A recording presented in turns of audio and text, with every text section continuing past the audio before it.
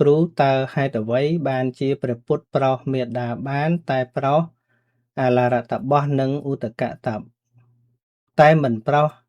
អាឡារតបោះនិងឧតកតបោះមិនមែនព្រះអង្គមិនទ្រង់ចង់ប្រោសទេក៏ប៉ុន្តែវាមិនមានបច្ច័យគ្រប់ឲ្យអាឡារតបោះនិងឧតកតបោះនឹងទទួលបានការប្រោសពីព្រះសម្មាសម្ពុទ្ធហើយយើងដឹងហើយថា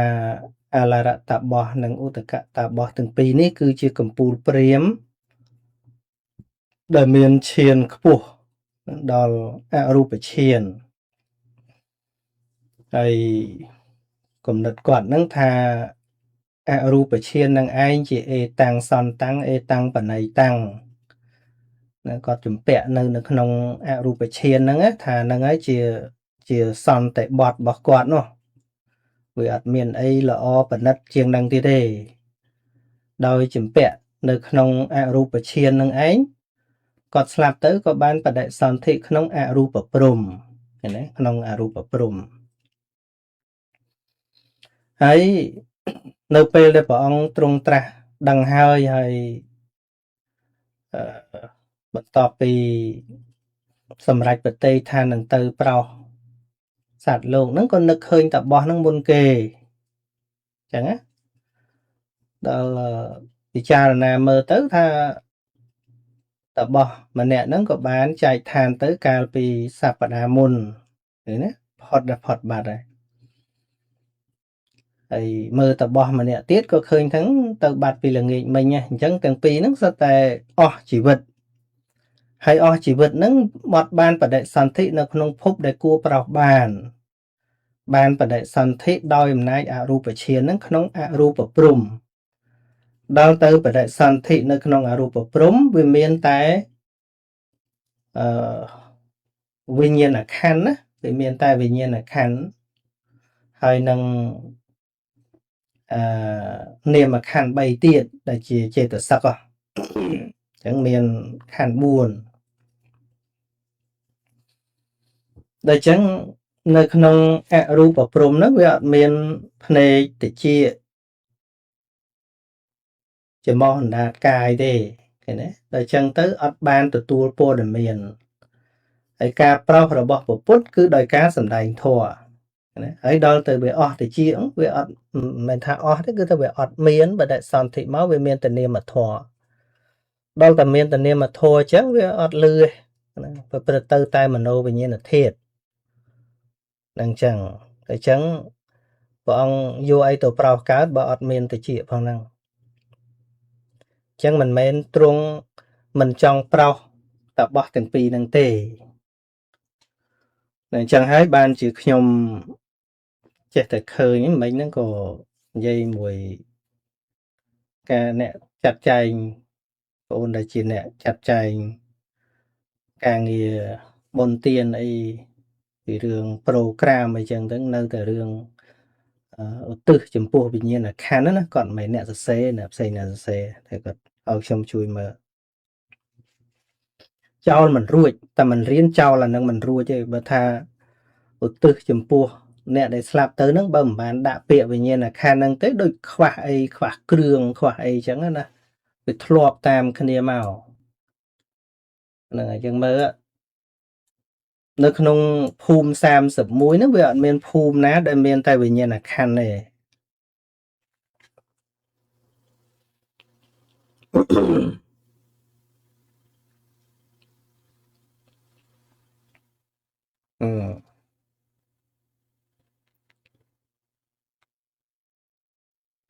ហ្នឹងហើយអត់មានទេ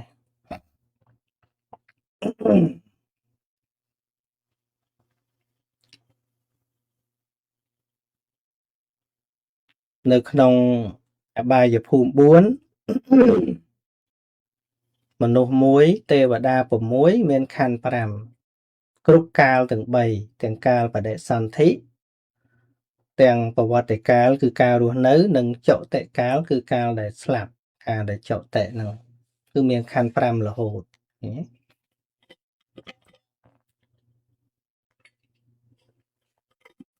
ប្រែតនរុអីហ្នឹងមានខណ្ឌ5ដូចយើងអញ្ចឹងណា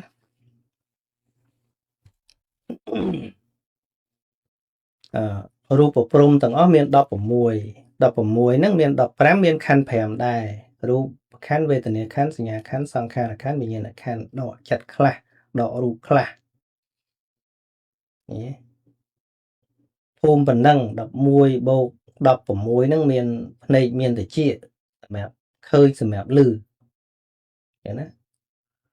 15បូកនឹង11វាទៅជា26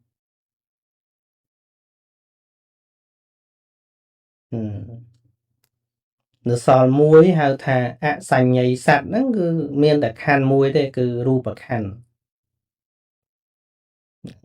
ហ្នឹងក៏អត់ឮដែរអត់ឃើញអីដែរហើយលើបំផុតហ្នឹងគឺអរូបព្រំ4ហ្នឹងគឺមានតែចិត្តចេតសិកអត់មានរូបទេអញ្ចឹងអត់មានការឃើញការឮអីទាំងអស់ហ្នឹងហើយមិនដឹងបានចេះមកពីណារឿងបើក្រៅសាសនាហ្នឹងក្រៅពីពុទ្ធសាសនាហ្នឹងនាំគ្នានិយាយចឹងទៅវាមិនអីហ្នឹងហើយតែប្រូក្រាមបុណ្យហ្នឹងគ្រូក្រាមបុណ្យនៅក្នុងកម្មវិធីព្រះពុទ្ធសាសនា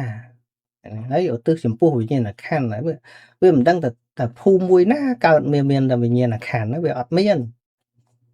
វាអត់មានទេមានភូមិមួយណាក្នុងភូមិទាំង31នោះវាមានតែវិញ្ញាណក្ខន្ធទេវាអត់មានណាអត់មានទេព្រោះវិញ្ញាណដែលជាឈ្មោះរបស់ចិត្តហ្នឹងកើតក៏មិនអាចអត់ចេតសិកបានដែរយ៉ាងហោចក៏វាត្រូវមានចេតសិក7ទេតិចបំផុតពួកទ្វិបញ្ចវិញ្ញាណចឹងហ្នឹងហើយតែបើតាមខ្ញុំគិតគឺមកពីទិដ្ឋិទេវាគ្មានកម្ពីណាគ្មាន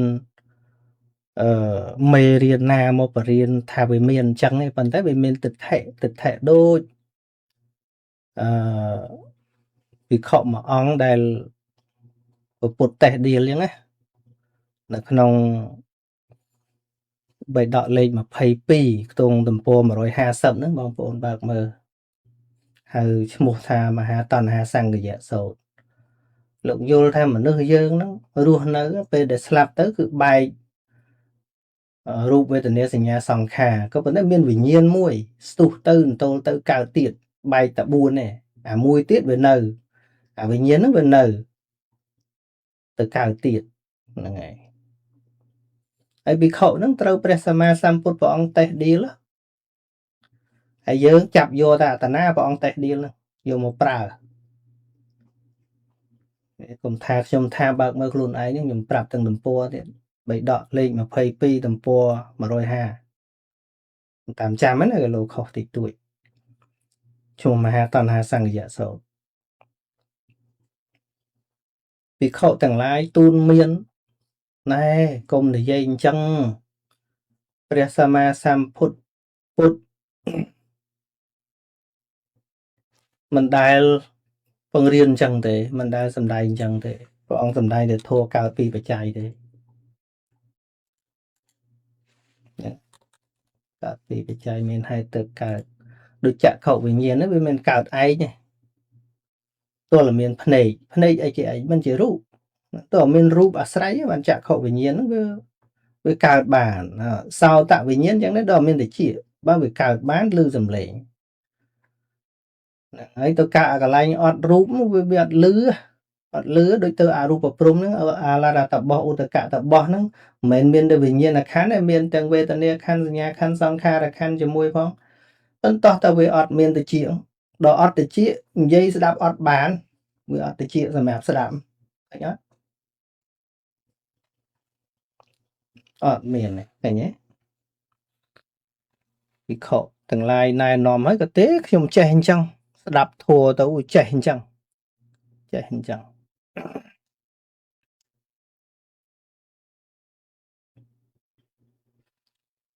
បានភិក្ខុទាំងឡាយបដៅមិនបាននាំទៅជួបព្រះសម្មាសម្ពុទ្ធទៅជួបព្រះអង្គទៅព្រះអង្គសួរថាមនីភិក្ខុឮមកថាអ្នកមានទិដ្ឋិប្រកាន់មមថា នៅពេលដែលសត្វស្លាប់ហ្នឹងរូបប្រខណ្ឌវេទនាខណ្ឌសញ្ញាខណ្ឌសង្ខារខណ្ឌហ្នឹងបែកតែមានវិញ្ញាណស្ទុះទៅន្ទូលទៅជាសសតិវត្ថុទៅកើតទៀតដូច្នោះឬក្រាបទូលព្រះអង្គខ្ញុំព្រះអង្គមានការយល់ឃើញដូច្នោះមែនហើយព្រះអង្គសួរថាតើអ្នកឯងចេះមកពីណាទេស្ដាប់ព្រះអង្គទៅចេះចឹងណែវាទៅជាថាចេះពីព្រះអង្គទៅណាបានព្រះដ៏មានប្រភេទព្រះអង្គត្រាស់ថាមនាលមោខៈបរោះតទេចឹងណាហេតុអ្វីអ្នកមូលបង្កាច់តថាគតយ៉ាងនេះចឹងណាយល់ថាមានវិញ្ញាណទៅទៀតថាចេះពីពុទ្ធសាសនាមូលបង្កាច់ព្រះធ្ងន់ណាស់ទៅមើលពាក្យក្នុងហ្នឹងអង្គថាអំពើរបស់អ្នកឈ្មោះថាជីករំលើងនៅឫសនៃកុសលធម៌ទាំងឡាយហើយនឹងបានបាបដ៏ធ្ងន់ឃើញទេប៉ុន្តែនឹងបើមិនរៀនបរមត្ថធម៌យល់ទេចឹងបានអាចារ្យខ្លះស្ដាប់ព្រះអង្គសានសុជានិយាយរឿងនឹងញឹកលែងហ៊ានថាដល់លែងហ៊ានថាគាត់បង្កើតពាក្យផ្សេងទៀតសូមឧទ្ទិសបុណ្យចំពោះវិបាកកបដិសន្ធិវិញ្ញាណរបស់នៅនេះនៅនោះទៅណាឆ្កុយទៀតហើយតាំងចង់ចេះជាងព្រះទៀតហើយព្រះអង្គសម្ដែងពីបញ្ញត្តិនិងបរមត្ថឲ្យច្បាស់ចែក្នុងតរោកតសូត្រព្រះអង្គប្រាប់ឲ្យច្បាស់ចែថាបើឧទ្ទិសបុណ្យឧទ្ទិសដល់ញាតិតាឧទ្ទិសជាបញ្ញត្តិតាអ៊ីទាំងវោញាតៃណាំងតាមានអ៊ីទាំងវោញាខន្ធាណាំងនេះណាព្រះប្រាប់ឡើងច្បាស់ចែហ្នឹង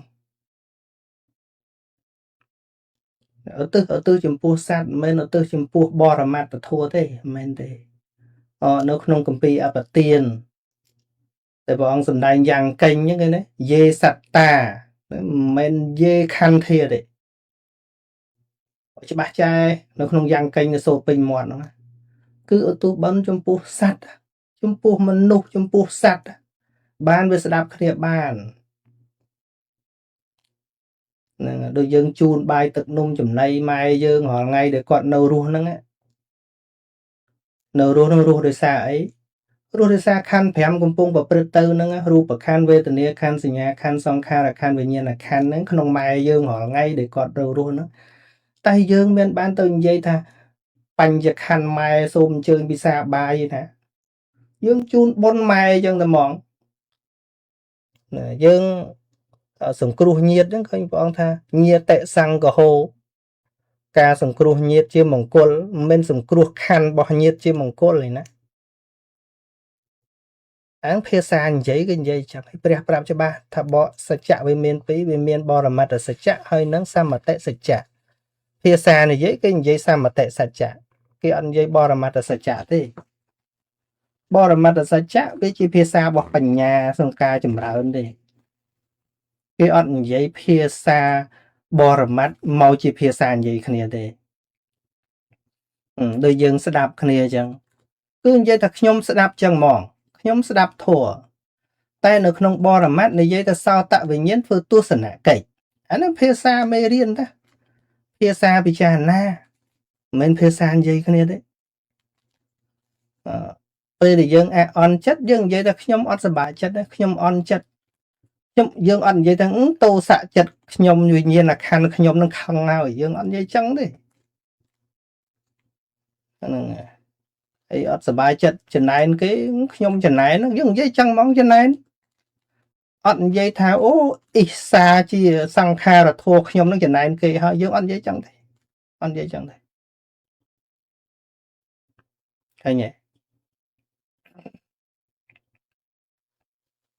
ហ្នឹងហើយយើងអត់និយាយចឹងទេនិយាយជាភាសាបញ្ញាឲ្យស្រួលចែដល់ពេលមិនហ៊ាននិយាយហើយអត់ព្រមហ៊ានឲ្យវាច្បាស់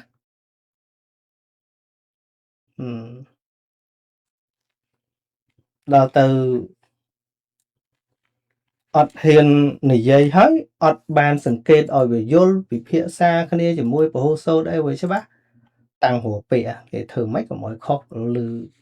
អង្គសានសុជាថាខុសអាហ្នឹងទៅចំពោះវិញ្ញាណខណ្ឌ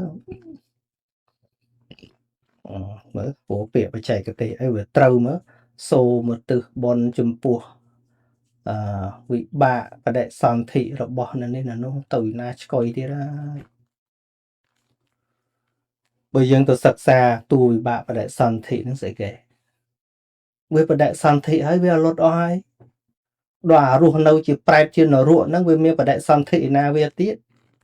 អានឹងរស់នៅក្នុងប្រវត្តិកាលហ្នឹងចិត្តឃើញចិត្តឮមិនចិត្តបដិសន្ធិឯណាឃើញអត់មិនបាច់បង្កើតពាក្យបច្ចេកទេសអីថ្មីទេថាតាមព្រះទៅវាត្រូវហើយតែបើថាទិសបនចំពោះនរណានៅនងទៅដូចសកទេវរាជអញ្ចឹងណាផ្ដាំព្រះអង្គថាបើមានភិក្ខុធ្វើធម្មទានសូមឧទ្ទិសឲ្យខ្ញុំផងលោកមានថាឧទ្ទិសឲ្យខណ្ឌខ្ញុំផងអីណាចែកបុណ្យខ្ញុំផងមិនចែកបុណ្យឲ្យខណ្ឌខ្ញុំសកទេរាជនឹងផងទេវាអត់នឹងកន្លែងហ្នឹងយល់បន្តិចទៅគឺទៅច្បាស់ចែហ្មងវាច្បាស់ចែតែមានតែក្នុងពុទ្ធសាសនាទេមានតែក្នុងអវាទរបស់ព្រះពុទ្ធទេដែលយល់តែនឹងកើតក្រៅពីសិក្សាពាក្យរបស់ព្រះពុទ្ធយល់ទៅនឹងអត់កើតទេយល់មិនបានយល់មិនកើតយល់មិនត្រូវធានាថាយល់មិនត្រូវទេ